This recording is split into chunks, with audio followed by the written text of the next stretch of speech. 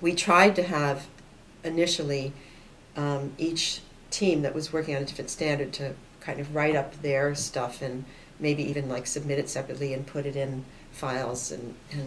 that turned out not to work very well. You really need, we found out, a centralized team to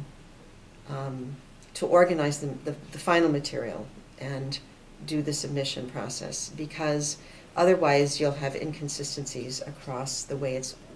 organized across different sections, and it really needs to be consistent. So we ended up with a team of 3 people, one of whom was our grant writer and who was therefore able to write the narrative sections, one of whom is another QI person who is a nurse and generally does coordinates our JACO process and is very good at pulling together all the different materials across standards and sort of watching the details and has a very good familiarity with what happens in all our clinical processes. And the final person was an administrative assistant level person who did the actual putting the documents in files and submitting them up to the site.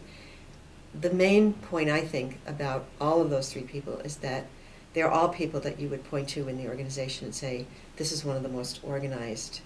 people we have. This is one of the people who understands the overview, but also is very, very good with details and doesn't forget things. And when they say they're going to get something done at a certain time, it's done and it's superbly organized, because it's a terribly complex process, and people really need that skill in order to be able to do this, and they need to have dedicated time. It doesn't have to be 3 people, I don't think. Maybe it could be 2, but there has to be that core, that centralized team that takes the stuff that everybody else has worked on and puts it into